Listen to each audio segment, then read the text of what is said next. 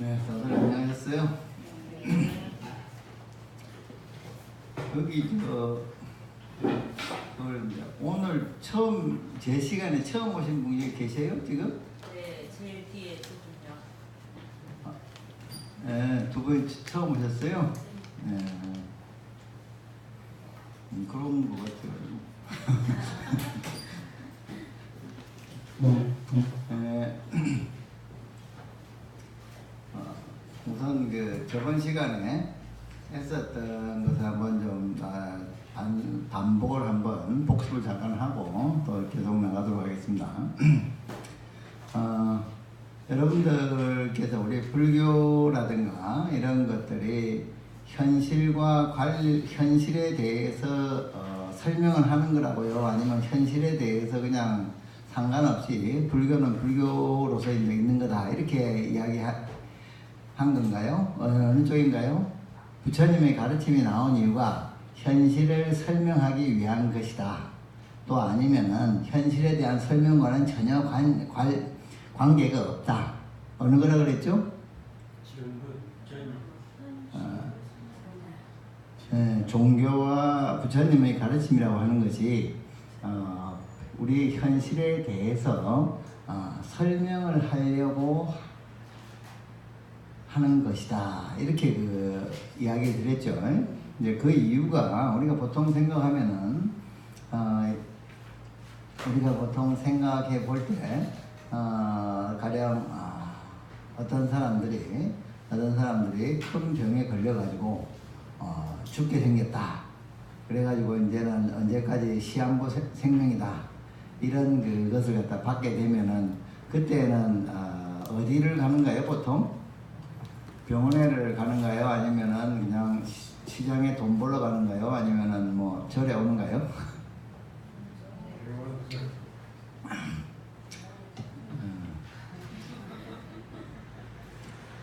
자, 우리가 보통 절에 오게 되거나 또는 부처님에 대해서 법에 대해서 관심을 가지게 되는 경우가 어떤 것인가 하면은 세상을 사는데 세상 일이 잘 돌아가고 뜻하는 대로 잘 되고 모든 것이 큰 문제가 없을 때 불법을 공부하시려고 하는 생각을 하실까요? 아니면 좀 세상이 어렵고 좀 뭔가 힘들 때 생각하시게 될까요? 좀 힘들 때 생각하게 되죠. 그 얘기는 무슨 얘기인가 하면은 부처님의 가르침을 통해서 나의 현실 문제를 타개하기 위해서는 그것의 원인과 인과를 알아야 되겠죠. 내가 사업이 안 됐다. 또 내가 죽을 병이 이렇게 일찍 걸렸다. 또는 아니면 늙어서라도 죽게 생겼다. 하는 것은 현실 문제입니까? 아니면 현실과는 다른 문제입니까? 현실 문제죠. 그런 현실 문제가 생겼을 때 그때 이제 절에 와서 또는 또 다른 종교에 귀해서 이런 문제에 대해서 한번 생각을 하는 거라는 거죠. 그래서 그거에 대해서 부처님께서는 이제 설명을 하고 있는 거예요. 또 다른 종교에서 설명하고 있는 거라는 거죠. 그래서 그러한 현실의 문제에 대해서 설명을 해주는 그러한 것에 몇 가지가 있다? 몇 가지 종류가 있다? 세 가지 종류가 있다. 무슨 것이 세 가지 종류였냐? 모든 것은 어떠한 대단히 위력이 있는 신의 힘에 의해서 모든 것이 이루어지는 것이다. 내가 가령 일찍 죽게 됐다.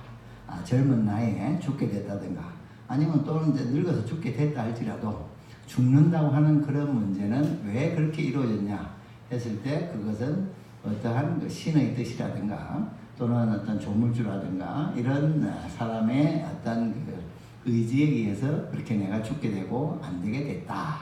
이렇게 생각을 하는 방식이 하나가 있고 또 하나는 그러한 일들이 왜 생겼냐 했을 때 그것은 숙세에 어떤 프로그래밍이 되어 있는 것이다. 우리가 어떤 일들을 갖다 할 때 여러분들이 어떤 일들을 할 때 딱 어떤 일들에 대해서 계획을 갖다 세워놓고 그 계획에 따라서 일을 진행하듯이 우리의 모든 인생 자체도 뭔가 이미 과거에 하나의 스케줄이 되어 있는 것이다 라고 생각하면서 사는 것이 또한 두 번째 그것이 숙명론자의 그러한 의지예요. 그 다음에 세 번째 또 하나는 그러한 이 세상에는 어떠한 법칙이라든가 순서라든가 그런 거 없이 무인무연으로 원인도 없고 결과도 없이 그냥 우연히 그냥 이렇게 일어나는 것이다. 이런 식으로 생각을 갖다 하는 사람이 세 개의 방식이 있다는 거죠. 그래서 이러한 세 가지의 이 세상을 설명하는 방식이 있는데 그 방식은 우리의 현실을 제대로 설명해 줄까요? 설명해 주지 않을까요? 부처님께서는 설명해 주지 못하고 있다 이렇게 이야기하고 계신 거예요. 왜 그렇게 설명을 하지 못하냐 하면은 가령 우리의 현실에 있어서 어떤 태어날 때부터 남녀가 다르고 여러 가지 지력이 다르고 또 지역이 다르고 또 부모가 다르고 이렇게 태어날 때부터 다 다르잖아요, 그죠? 우리 현실이 다른데 그 현실이 왜 다르냐? 뭔가 좀 굉장히 불공평하잖아요, 그죠? 사람이 태어날 때부터 공평하게 태어납니까? 불공평하게 태어납니까? 대단히 불공평하게 태어나죠. 요새 사람들이 가장 중요시 여기는 재물의 문제라든가 또는 머리가 얼마나 잘 돌아가냐 문제라든가 또 요새 남녀의 문제라든가 이런 것이 다 다르게 또는 불공평하게 태어나고 있죠. 그래서 그러한 현실이 생기는 이유가 무엇입니까? 뭐라고 생각을 하죠? 아까 이야기했던 그 방식으로 설명하기만 하나는 어떠한 초월적인 신의 뜻이다. 어떤 사람은 그런 거 생각할 것 없이 숙명적으로 정해져 있다. 또 어떤 사람은 그냥 무작위로 그냥 무대포로 돌아가는 것이야 라고 하는 그러한 방식으로 설명할 수 있는데 그 세 가지를 다 여러분들이 수용하기가 쉽습니까? 안 쉽습니까? 조금 뭔가 좀 마음에 받아들이기가 좀 힘들죠. 가령 모든 것이 숙명적으로 되어 있다든가 또는 어떤 신의 뜻에 의해서 이루어진다든가 하게 되면은 좀 다들 굉장히 멋있게 잘 만들어주고 다 좋게 만들어줘 버리면 될 텐데 뭐 복잡하게 어떤 놈은 잘생기고 못생기고 막 복잡하게 만들었냐 이런 생각을 가질 수가 있는 거예요. 또 무인무연도 또 마찬가지. 뭔가 마음에 와서 닿지가 않는 거예요. 그래서 부처님께서는 무슨 이야기를 하시냐 하면은 그러한 숙명론도 아니고 존론이라고 하는 그러한 신론도 아니고 또한 무인무연도 아니다. 그러면 부처님의 주장은 무엇이냐 하면은 업론이다. 업에 관해서 업에 의해서 일어나는 것이다. 그런데 그 업이라는 것은 뭐라 그랬죠? 누가 일으키는 것이냐? 내가 일으키는 겁니까? 밖에서 오는 겁니까? 내가 일으키는 겁니다. 내가 의지를 가지고 짓는 행위를 업이라고 이야기를 해요. 여러분들은 업을 갖다가 너무 거창하고 무섭게 생각할 필요가 없습니다. 정확하게 그냥 생각하시면 돼요. 내가 의지를 가지고 짓는 행위, 그것, 내가 의지를 가지고 짓는 몸으로 짓는 것, 말로 짓는 것, 또 뜻으로 짓는 것, 그러한 세 가지의 방식으로 의지를 가지고 짓는 행위를 갖다 업이라고 이야기를 해요. 그래서 부처님께서는 사람이 예를 들어서 태어날 때도 다 모든 것이 다 다르다라고 이야기를 하는 것은 왜 그러냐라고 이야기했을 때 궁금할 수가 있죠, 그죠? 왜 태어날 때부터 내가 왜 이 집에 태어났을까? 이런 아버지를 만났을까? 궁금하겠죠. 그랬을 때 그것은 부처님께서의 말씀은 네가 과거에 지은 업인에 의해서 일어나고 있다. 너의 전생에 네가 어떤 행위를 한 거에 따라서 지금 이번 생에는 이러한 사람과 모습과 지력과 모든 것을 가지고 태어났다. 이렇게 설명을 갖다 하시는 거예요. 그것에 대해서. 그러니까 그것은 하나님이 한 것도 아니고 또 누가 한 것도 아니에요. 무슨 숙명으로 한 것도 아니고 내가 지은 업에 의해서 내가 이렇게 되어 있다. 그걸 갖다 한 번 더 생각해 보면은 여러분들이 지금 주머니에 가령 재산이 얼마가 있다라고 이야기했을 때 그 재산은 어떻게 이루어진 겁니까? 여러분들이 노력해서 만든 겁니까? 아니면 뭐 부처님이 준 겁니까? 우연히 생긴 겁니까? 원래 그렇게 내 주머니가 돈이 얼마 있기로 계획이 되어 있었던 겁니까? 내가 저축을 했으니까 생긴 거죠, 그죠? 즉 나의 현실이 내가 10년 동안 어떻게 살았냐에 의해서 어떻게 저축을 했냐에 대해서 또 어떻게 투자를 했냐에 따라서 10년 후에 내가 나의 그런 문제가 결정되고 있다. 이렇게 우리는 그걸 갖다 확인할 수가 있는 거죠. 그래서 부처님의 말을 갖다가 생각해 보니까 다 맞는 것 같아. 또 하나는 어떤 사람들이 다 나를 갖다가 욕한다. 어떤 사람이 다는 아니더라도 일부의 사람들이 나를 갖다가 굉장히 비난하고 욕을 한다. 그렇게 했을 때 여러분들은 그것의 원인이 어디에 있다고 생각하십니까? 우리가 다른 사람이 나를 욕하거나 미워하거나 하면 상당히 괴롭잖아요. 그런 현실이 있잖아요. 그런 현실이 있을 때 그 현실은 어디서 생긴 거예요? 왜 생긴 거죠? 자신. 내 마음에. 내가 그 사람을 구박한 모양이죠. 그죠? 내가 그 사람을 갖다가 10년 동안 무시를 했거나 그동안에 욕을 했거나 뭐 했기 때문에 그렇게 된 거겠죠. 그죠?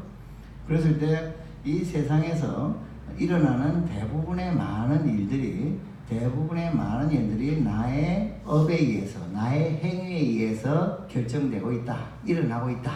이거에 대해서 인정이 되겠어요? 그죠? 그런데 아까 얘기했던 전생의 이야기라든가 이런 것들은 전생의 이야기라든가 하는 것은 그 설명이 잘 안 되는 거예요. 뭐가 설명이 안 되냐면은 내가 현재에서는 원인을 짓고 어떤 결과를 갖다가 받아가지고 이렇게 살고 있는데 가령 우리는 저쪽에 태어나기 전에 대해서 잘 모르잖아요. 그죠? 태어나기 전에 잘 몰라. 모르기 때문에 그 과거에 대해서 유추를 할 수밖에 없는 거예요. 근데 어떤 식으로 유추를 하냐 하면은 그 과거의 원인에 대해서 뭐라고 유추를 하냐면은 부처님은 네가 전생에 너도 있었었고 그 전생에 지었던 업인에 의해서 현재가 일어났다고 설명하는 것이고 또 다른 사람들은 또 다르게 설명을 하는 거예요. 그래서 우리는 불교에서는 부처님께서 업론자라고 이야기할 때 이 세상에서 일어나고 있는 모든 그러한 그 일들은 모든 우리의 인간의 그런 그 흥망성쇠라든가 행복과 불행이라든가 괴로움과 즐거움이라든가 하는 모든 것들은 그것은 스스로의 지은 업에 의해서 결정이 된다. 그리고 그러한 지은 업이라고 하는 것은 3세에 걸쳐서 일어난다. 3세에 걸쳐서 일어난다고 하는 것은 내가 어떤 업을 짓게 되면은 반드시 그 과보를 갖다가 받는데 그 과보를 받는 시점이 지금이냐 또는 다음이냐 하는 것은 여러 가지 변화가 있다. 이렇게 이야기하는 거예요. 그래서 내가 이 생에 지은 업이 있을 때 그 업의 과보를 갖다 받게 되는 것이 내 생일 수도 있다. 내년일 수도 있다. 그러면 그것을 다시 거꾸로 뒤로 가게 되면, 과거로 가게 되면 현재 내가 받는 것은 언제 지은 것이 과거에 지은 업이다. 과거에 지은 업이 전생까지 갈 수도 있다. 전생에 지은 업으로 인해서 현재에 내가 영향을 받을 수도 있다. 이렇게 생각을 갖다가 하면은 그것이 3세 인과가 되는 거예요. 3세 동안, 3세는 어디 3세냐? 과거, 현재, 미래세를 3세라고 이야기를 해요. 그런 3세에 걸쳐서 인과, 업인과 과보가, 업인과 그런 과보가 일어나고 있다. 이것이 이제 3세 인과예요. 그래서 우리가 부처님께서 하실 때 이 세상을 설명하시는 방법은 업인 과보로서 업의 원인과 업에 대한 과보로서 설명하고 있다. 이것을 갖다가 여러분들이 이제 인식을 하셔야 돼요. 그리고 만일에 여러분들이 그런 업인 과보의 것으로서 이 세상을 갖다 설명할 때 그것이 마음에 잘 들지 않을 수도 있어요. 그랬을 때 그것을 갖다 생각을 해봐야 됩니다.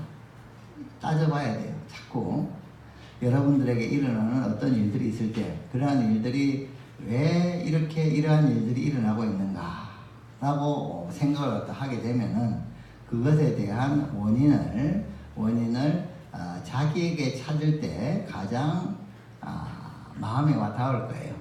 딴 데서 찾으면은, 딴 원인에 의해서 찾으면은 그것이 마음에 별로 다 와닿지 않습니다. 그래서 불교에서는 이 3세 인과를 갖다가 그냥 이야기를 하는 것이 아니라 하나의 내가 사유를 해가지고 깨달아야 될 그런 하나의 진리로 생각을 하고 있어요. 그래서 여러분들이 현재에 대해서 잘 생각해 보니까, 제 생각을 잘 해보니까 그러한 것들이 과거에 어떤 업인이 있었다, 이런 얘기가 있어요. 이제 불교에서는 이제 그 수행을, 비파사나 참선 수행을 갖다 잘 하잖아요. 참선 수행을 잘 하는데, 어떤 사람이 같은 동료로서 같이 수행을 갖다 잘 해요. 수행을 잘 했어요. 수행을 계속 했는데, 수행을 갖다 계속 하는데 이상하게 옆에 있는 그 사람이 괜히 싫은 거예요. 옆에 있는 사람이 그냥 무조건 싫어.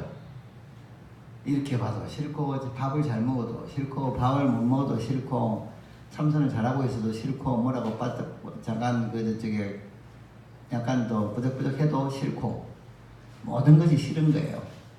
그런데 그래서 참 내가 왜 이렇게 저 사람이 싫은가 하고 이제 알 수가 없었는데, 그런데 이제 어쨌든 자기가 수행을 열심히 했어요. 유행을 갖다가 열심히 앉아서 참선을 열심히 하고 비파사나 수행을 열심히 했는데, 열심히 수행을 하다 보니까 갑자기 어떤 경계가 왔어요. 그래서 경계가 왔는데 거기를 갖다가 딱 봤더니 그런 것을, 어떤 것이 하나 영상에 스쳤는데, 그 영상이 뭐였냐 하니까 그 사람하고 자기가 그 사람과 자기가 내가 미워하는 그 사람과의 전생의 관계가 생각이 난 거예요. 어떤 마음속에 떠온 거예요. 그래가지고 그 사람과의 관계가 무엇이냐 하니까 전쟁터에서 이렇게 같이 싸우다가, 하나의 일본의 무사로서 싸우다가 이렇게 딱 저쪽에 한쪽은 자기가 죽임을 당한 쪽으로 져가지고 싸움에 져서 죽임을 당하는 그런 영상이 탁 떠올랐던 거예요. 그랬을 때 그 사람이 그걸 그렇게 생각을 했어요. 뭐를 갖다 생각해요? 내가 이 사람이 이렇게 싫은 이유가 그런 전생에 있었던 그러한 그 사건, 내가 그 사람을 향해서 죽음을 당했다는 억울한 감정, 이것이 내 마음속에서 남아있어가지고 이렇게 됐구나 하는 걸 갖다가 탁 깨달았대요. 예, 그렇게 인지하고 나서 그렇게 보니까, 그런데 그것은 그런 사건들은 현재에 있었던 사건이 과거에 있었던 사건이에요. 과거에 있었던 사건이죠. 근데 과거에 있었던 그 사건에 대해서 알므로 인해 가지고서 자기가 그 사람이 더 이상은 그 사건이 있은 다음부터는 더 이상 미워지지 않았다 하는 이제 그런 수행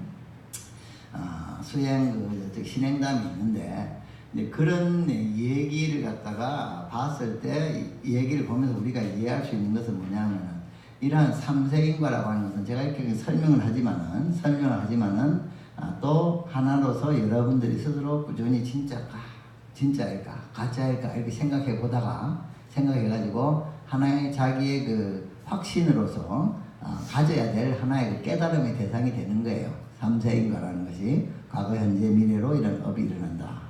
그래서 우리는 이제 그러한 삼세인과에 의해서 이 세상이 구성되고 있고 끊임없이 일어나고 있고, 그 중에서 우리는 살아가면서 업을 받고 또 새로운 업을 짓고 한다 하는 것을 갖다가 알아야 돼요.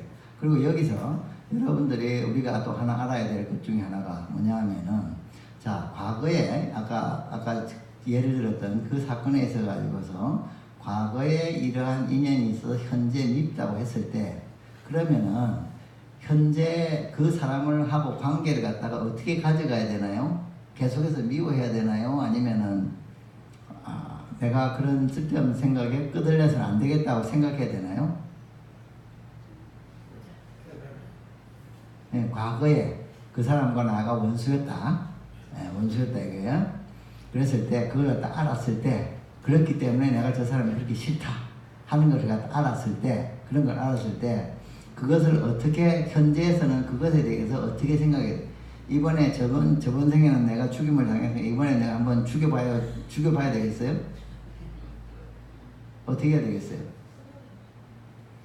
그것은 이제 과거의 것을 지나간 거니까 이제는 내가 더 이상 저 사람을 미워할 필요가 없다.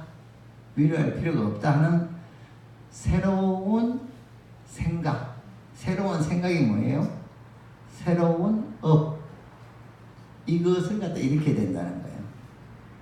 불교는 숙명론과 우리가 이런 생각을 이런 얘기를 많이 하잖아요. 옛날에 보면은 어머니라든가 어르신들이 그런 요새는 불교가 조금 없어지면서 불교가 약해지면서 그런 얘기가 많이 없어졌는데요. 어떤 사람들이 굉장히 어려운 일을 당해가지고 굉장한 고초를 당할 때 보통 하는 얘기가 뭐였었죠?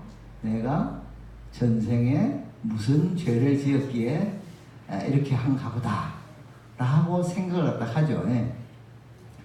그래서 그런데 그 얘기를 한번 여러분들이 해석을 해봅시다. 여러분들이 해석을 한번 해봅시다. 자, 그러면은 내가 지금 괴로운 상황인데, 엄청나게 괴로운 상황인데, 그 괴로운 상황에 대해서, 그건 현실이죠. 현실에 대해서 어떻게 설명을 하는 거예요? 그 원인이 이것이 그냥 우연히 일어났어요? 아니면 누구 신의 뜻에 의해서 일어났어요? 아니면은 또는 숙명에 의해서 일어났어요? 그렇게 생각을 하는 것이에요? 안 하는 것이에요? 그렇게 생각 안 하는 거잖아요. 뭐에 의해서 일어났다고 생각하죠? 자기가 전생에 지었던 업, 즉 지금의 나에게 있는 괴로움이 전에 내가 지었던 업에 의해서 일어났다고 설명을 하고 있는 거예요. 나름대로 즉 현실을 갖다 설명을 하는 거죠. 그리고 그런 설명까지는 이제 어떻게 보면 숙명론하고도 비슷할 수가 있어요.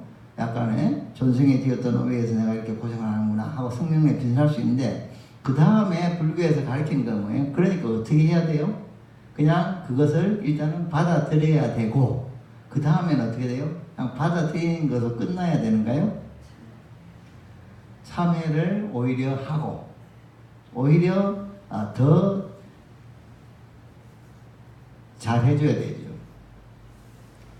그래서 기독교 같은 데서 원수를 사랑하라는 이야기를 하는데, 사실 불교에서는 그냥 상식에 속해요. 왜냐하면은 저 사람이 나를 갖다가 가령 많이 괴롭게 만든다. 우리 아들이 나를 괴롭게 만든다. 부모님이 나를 괴롭게 만든다. 그런 경우를 참 많이 저쪽에 우리가 절에 있다 보면 이렇게 와서 상담을 해요. 부모 자식 간의 관계가 있어서 특히 많아요. 부모 자식 간의 관계에 있어서. 어떤 분이 와가지고 그런 얘기를 하더라고요. 나이가 65, 60, 70이 다 돼가는 보살님인데, 그 보살님이 와서 이야기하는데 자기한테 40 먹은 딸이 있대요. 그런데 그 딸이 어려서부터 지금까지 자기를 그렇게 시비를 붙는데요. 시비를 붙어요. 엄마가 무슨 말을 해도 시비를 건답니다.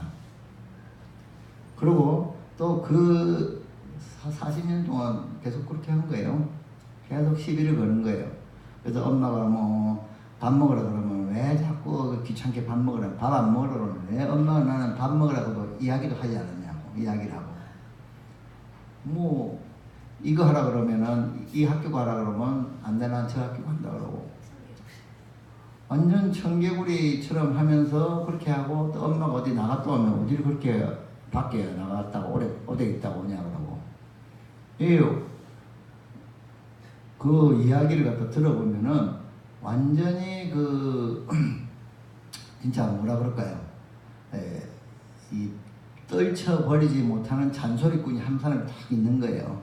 그걸 갖다가 40년 동안을 갖다 그렇게 한 거예요. 다 이런 얘기가 있고, 이런 사건이 있고, 또 하나의 또 사건이 있는데, 또 옛날에 그런 이야기가 있는 건데, 이제 시어머니와 또 여기는 지금 딸과 엄마의 관계인데, 또 시어머니와 며느리와의 관계에 있어도 그런 경우도 있었어요. 그런 경우가 있었을 때, 그런 것에 대해서 어떻게 설명을 하냐, 그런 거에 대해서 어떻게 설명을 하냐, 어떻게 해결을 하냐, 어떻게 해결해야 될 것인가. 그래서 옛날에 어떤 불광사에 광덕 스님이라고 하는 큰 스님이 계셨었어요. 근데 그분이 어떤 분이 상담을 요청해 왔었던 거예요. 뭐라고 상담을 하냐면, 자기 시어머니가 진짜 자기를 잡아먹으려고 그런다. 자기가 이제 완전히 이 정신이 돌 정도다. 이렇게 이제 그걸 갖다가 상담을 왔었다 그래요. 근데 그 광덕 스님이란 분이 그 보살에 대해서 처방을 냈던 게 뭔지 아십니까? 너는 그러면은 그 사람에 대해서, 그 시어머니에 대해서 매일 시어머니 주무시는 방이 있으면은 그 시어머니 모르게 매일 옆에서 108배를 해라 이렇게 하셨대요. 어머니를 향해서 매일 박배를 해서 잘못했다 그러면서, 잘못했다고 하면서 108배를 매일 하라 그랬다 그래요. 근데 이제 그런 108배를 갖다 상당히 이제 오랜 기간을 갖다 그냥 어쨌든 신심을 가지고 행했대요. 그랬더니 어느 날 꿈에 자기 어머니, 자기 그 상담 왔던 사람들의 꿈에 그런 얘기를 했다는 거예요. 어떤 할머니가 나가시면서 그래 잘못했다 그래 할 수 없지 하고 나가시는 꿈을 꿨대요. 그런데 그 꿈을 꾸고 나서는 신기하게도 그 시어머니가 자기를 갖다가 이렇게 갈구던 것을 갖다가 그만두셔가지고 자기가 편해졌다 하는 그런 얘기를 갖다 하는 거예요. 자, 여기서 불교에서는 어떠한 다른 사건이 있을 때, 그런 사건이 있을 때 그거의 원인을 갖다가 어떻게 생각을 하냐 하면은 어떤 다른 원인이 아니라 자기가 지었던 뭔가 다른 좋지 않은 업인에 의해서 그것이 있다고 보고 그것을 극복하기 위한 새로운 업을 일으키라. 그 사람은 자기가 왜 잘못했다고 했냐 하면은 그 시어머니가 자기를 괴롭혔으니까, 괴롭히는 걸 보니까 뭐예요? 결과를 보니까 무엇을 유추할 수가 있어요? 결과를 보니까 원인을 유추할 수가 있는 거예요. 내가 그 할머니를 갖다가 시어머니로부터 괴로움을 받는 걸 보니까 나하고 그 어머니 사이에 뭔가 전생에, 과거에 좋지 않았던 업인이 있었던가 보다 라고 생각을 한 거예요. 그래서 그렇게 그 어머니가 시어머니가 그렇게 한다 라고 생각하고 그것을 해결하기 위해서 어떤 업을 일으키죠? 진정한 마음으로, 잘못했다는 마음으로 108배를 하는 새로운 업을 갖다가 일으킨 거예요. 새로운 업을 일으켜가지고 그 업을 갖다가 시어머니에게 투사를 한 거예요. 그래가지고 그것이 어느 정도 차니까 그것이 해결이 된 거예요. 여기서 제가 이 얘기를 하는 것은 불교에서는 숙명론이 아니라고 하는 얘기가 그 얘기예요. 숙명론은 뭔가 하면요, 이 세상의 모든 것은 다 정해져 있는 거예요. 시어머니하고 나와의 관계에 있어서 그 사람하고 관계가 해결되거나 그런 것이 아니라, 또는 해결된다 하더라도 그것은 다 예정된 것이라고 하는 얘기가 그것인데, 불교에서는 그게 아니고 그러한 나쁜 관계가 있을 때 그 나쁜 관계가 해결될 수도 있고 안 될 수도 있다. 원인은 과거의 업에 있는데 그 관계가 해결될 수도 있고 안 해결될 수도 있어요. 그래서 어떻게 하냐면은 내가 좋은 업을 갖다 새롭게 잘 일으키면은 해결이 되고, 그렇지 않으면은 해결이 되지 않는다. 즉 우리가 행복하게 살고 불행하게 살고 하는 것은 이미 결과가 나온 것은 할 수 없지만은 그 나온 결과를 가지고 어떻게 새롭게 미래를 만드냐 하는 것은 지금 이 순간에 나한테 있다. 내가 어떤 업을 일으키냐에 달려 있다. 이것을 가리키는 거예요. 그래서 여러분들은 어떤 그 달마대사의 이입사행론이라고 하는 그런 얘기도, 사람들이 살다 보면은 많은 괴로움을 겪을 수가 있다.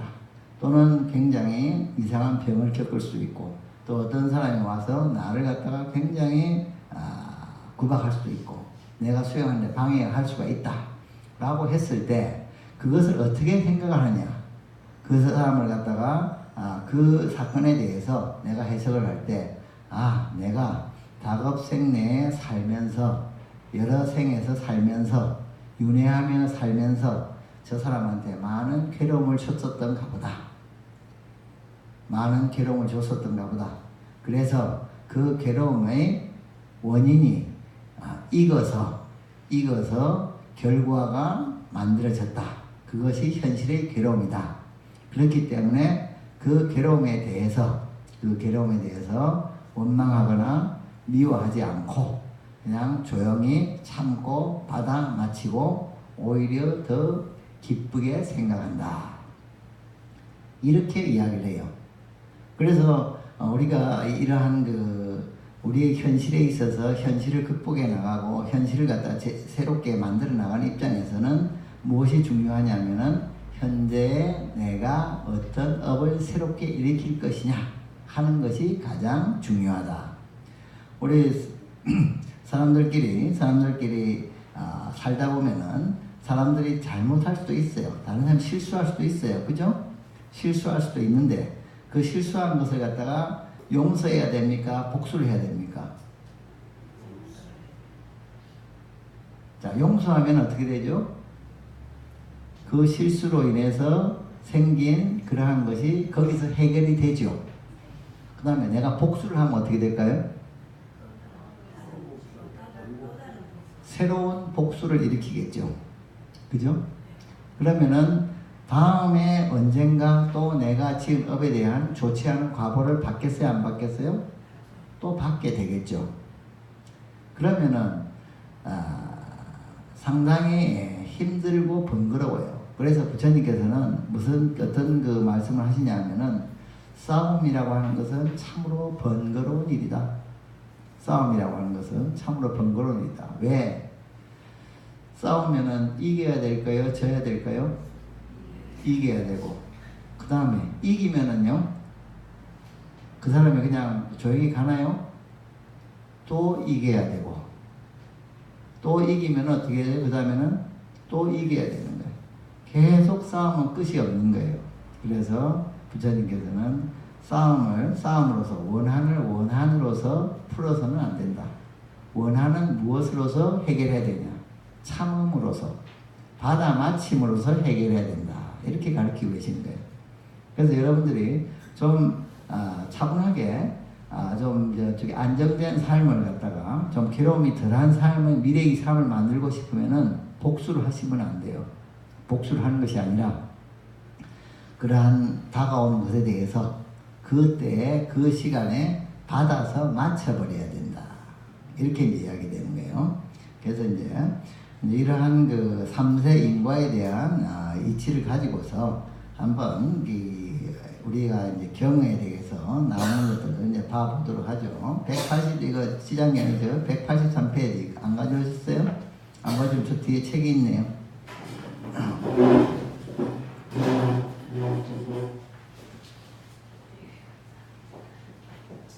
자, 183페이지. 뭐든지 이게 바르게 봐야 되는데, 그때 우리가 중요하게 알아야 될 것이 무엇이냐. 183페이지입니다. 183페이지 찾으셨어요? 거기에서 지금 이러한 인과와 업에 관해서 가르치신 분이 누구시죠? 부처님이시죠.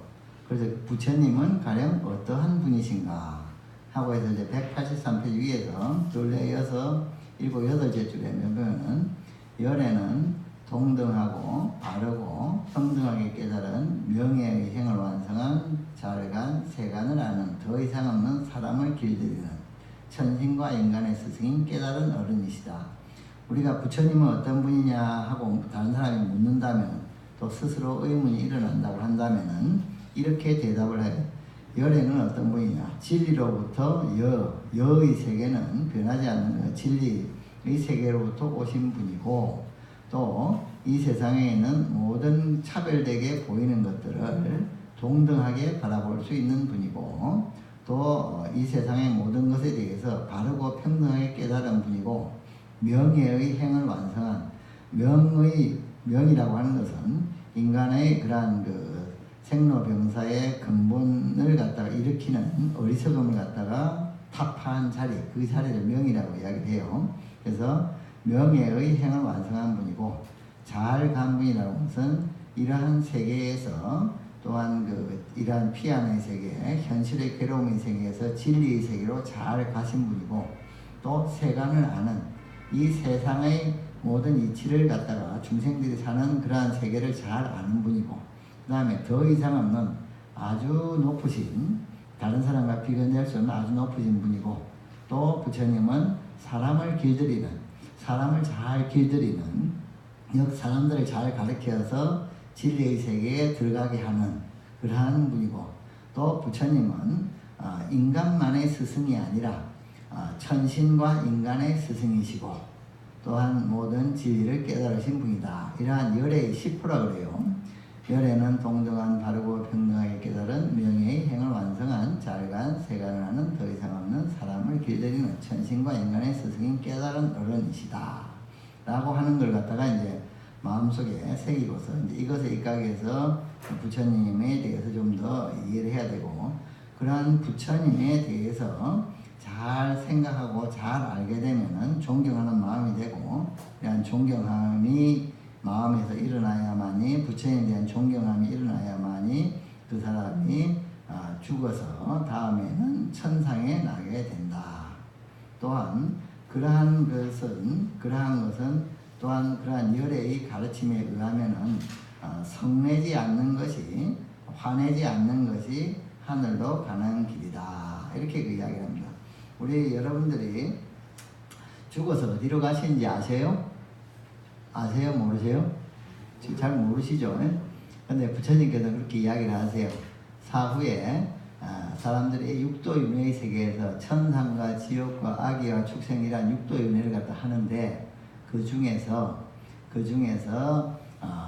하늘이 천상이 제일 살기가 좋다.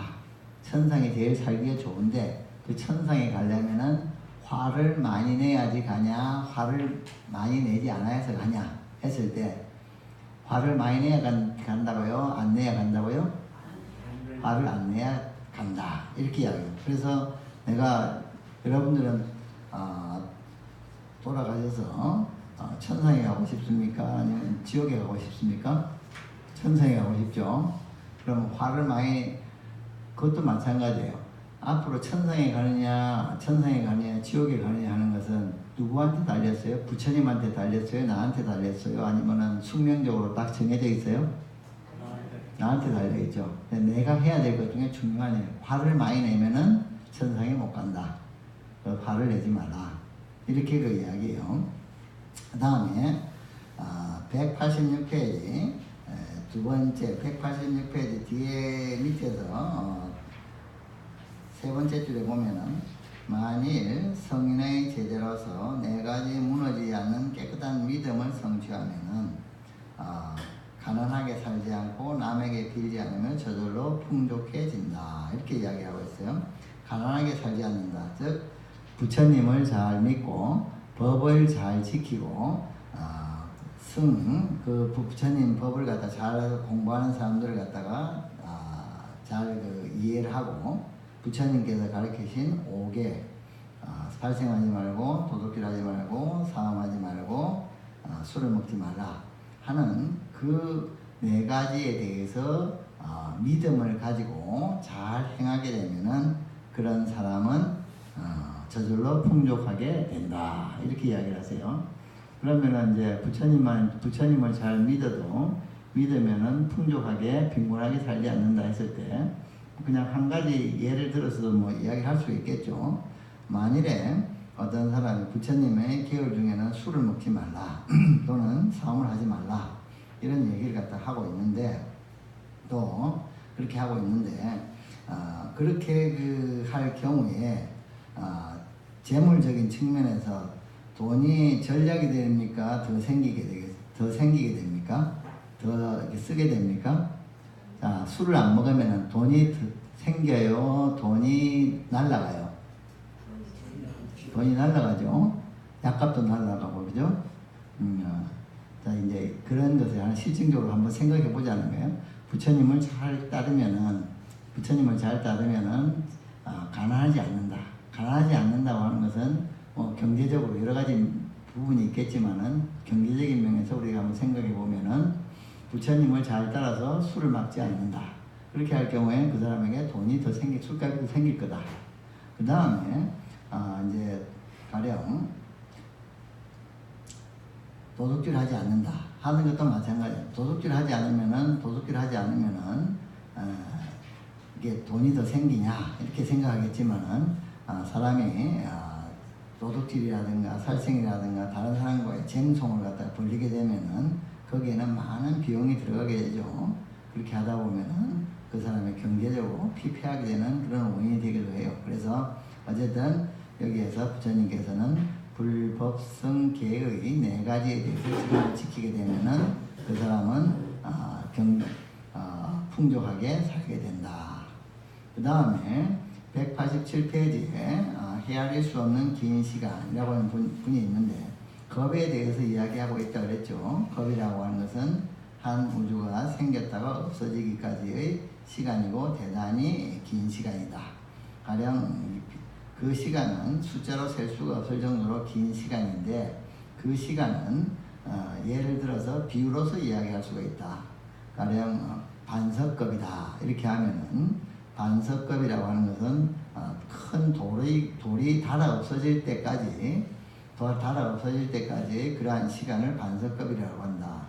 예를 들면은 사방백리에 큰 단단한 돌이 있는데 그 돌에 100년에 한 번씩 천상의 여인들이 내려왔다가 올라간다. 그러면은 그 천상의 여인들이 옷자락에 돌이 닳겠어요? 안 닳겠어요? 천상에서 여러분들이 그쪽에 어디 이렇게 다니시면서 옷을 이렇게 어디 조금 스치면은 그 스치는 그것이 닳겠어요? 안 닳겠어요? 닳겠죠? 닳는데 근데 굉장히 부드러운 거 가지고 이렇게 다르면은 어떻게 되겠어요? 조금 닳겠죠? 근데 안 닳겠어요? 전혀 안 닳겠어요? 그러진 않죠. 그러니까 조금은 닳겠죠. 그런데 돌멩이가 다 없어질 정도가 되려고 하면 얼마나 시간이 많이 걸리겠어요? 엄청나게 시간이 많이 걸리겠죠. 그래서 그런 사방백리의 돌이 그런 부드러운 천에 달라가지고 없어질 때까지의 그 기간이 뭐냐면은 반석급이라 하고 여기서 나온 것은 겨자급이라고 이야기를 해요.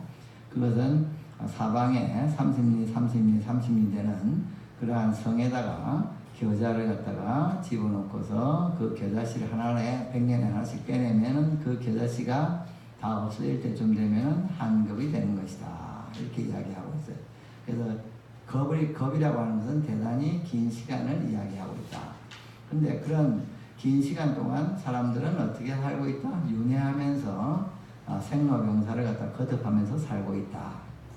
그래서 우리가 이번 생에 태어날 때 부모님이 계셨습니까? 안 계셨습니까? 계셨죠. 그래서 부모님이 계셨는데 그 부모님이 이 생에도 있듯이 전생에는 부모님이 계시겠어요? 안 계시겠어요? 계셨겠죠. 그 전생에는요 또 계셨겠죠. 그래서 많은 세월을 가지면서 살아왔던 그 세월마다 부모가 있는 거예요. 그래서 나의 부모님이 이 생부터 전생에 쭉 있었던 부모님들이 많이 있다. 적게 있다 해도 대단히 많이 계시다 라고 이렇게 생각을 갖다가 하라는 거예요. 그래서 나의 부모님의 숫자가 굉장히 무량하게 많으시다 이런 걸 갖다가 알아서 알아라. 그래서 내 주위에 보이는 사람들은 어떻게 보면은 나의 부모가 아니었던 사람이 없다 이렇게까지도 생각해도 큰 무리가 없다. 우리 불교에서 옷깃을 한번 스치면은 몇생인연이라고 이야기가 있죠.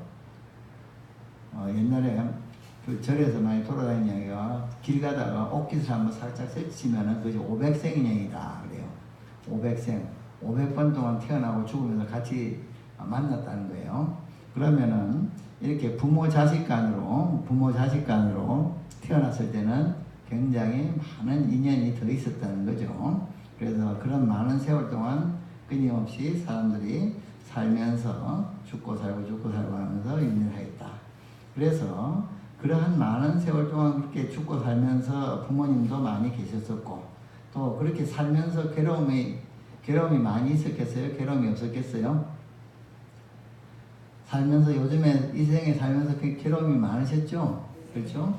그랬는데 이 생에 겪은 괴로움도 많았는데 전생에 겪었던 괴로움은 어떻게 했어요?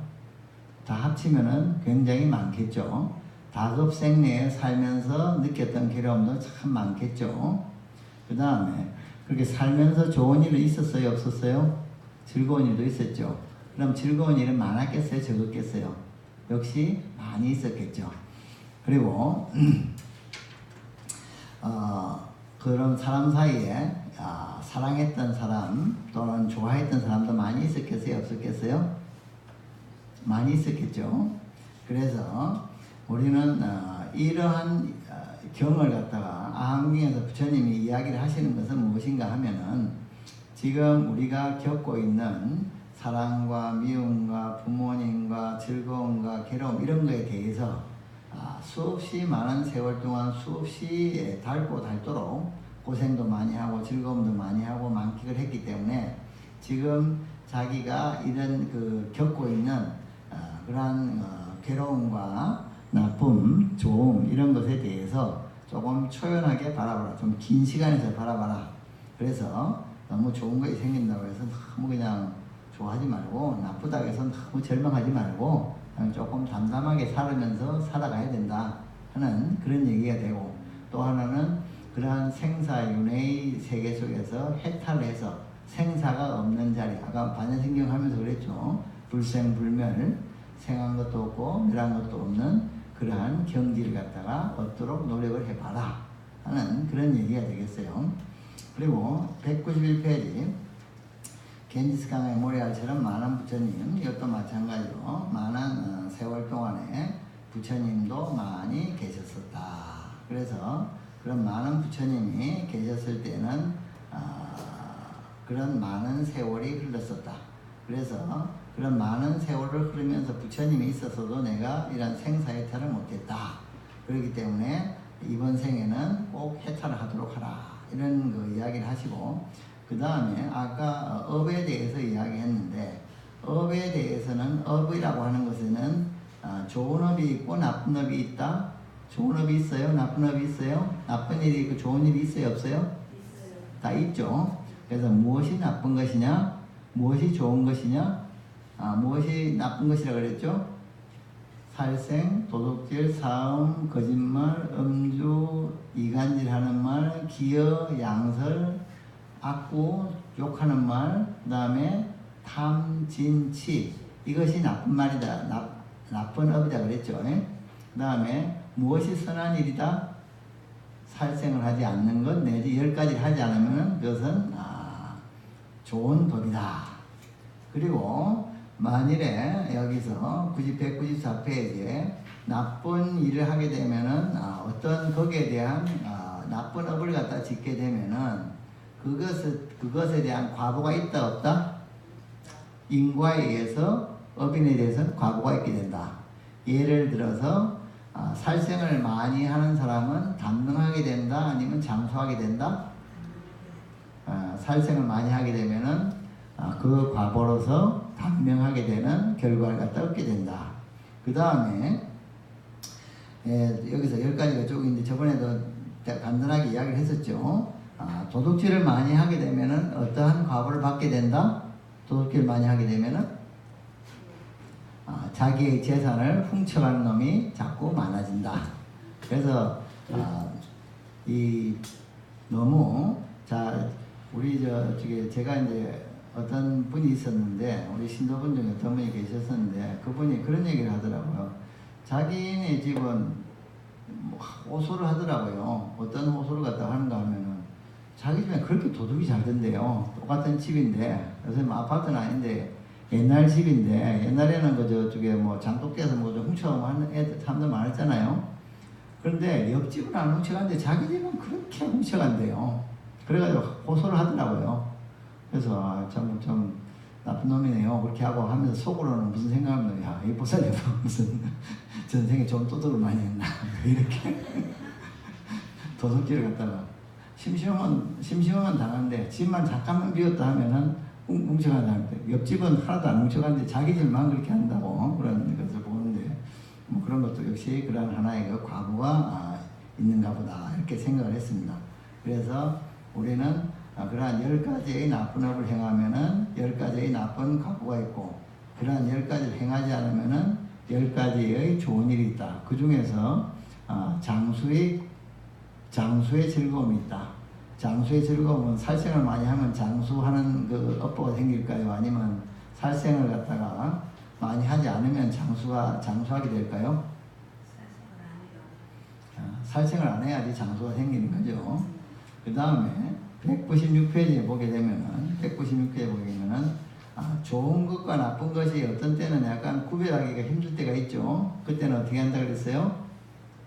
역지사지로 해가지고 내가 당할 때 괜찮다고 생각하는 것은 선한 일이에요? 악한 일이에요? 선한 일이고 내가 당할 때 이것은 당해서는 안 되겠다 이렇게 하는 것은 선한 일이 악한 일이에요? 악한 일이죠. 예? 그래서 선악을 분별하는 방법은 그렇게 복잡하지 않다. 내가 당해서 즐거운 일은 선한 일이라고 생각하면 되고 내가 당해서 괴로운 일은 악한 일이라고 생각해야 된다. 그 다음에 198페이지에 나쁜 업 중에서 나쁜 법 중에서 더욱 나쁜 것이 뭐냐 하면은 스스로 생각을 할 때 살생은 나쁜 일인데 살생하는 걸 갖다가 칭찬하는 일은 어떤 일이 좋은 일이겠어요? 나쁜 일이겠어요? 살생하는 걸 칭찬하는 것은 그것도 나쁜 일이에요. 그 다음에 다른 사람이 살생하는데 자기가 막 기뻐서 기뻐요. 그럼 그 좋은 일이겠어요? 나쁜 일이겠어요? 그래서 나쁜 법 중에서 더 나쁜 것이 뭐냐면은 스스로 악업을 행하고 예를 들어서 대표적인 살생으로 봐서 스스로 살생하고 그 다음에 남을 시켜서 살생하고 그 다음에는 살생하는 것을 잘한다고 칭찬하고 그 다음에는 다른 사람이 살생한 것을 보고 박수치면서 기뻐한다. 이것이 다 나쁜 일에 속한다.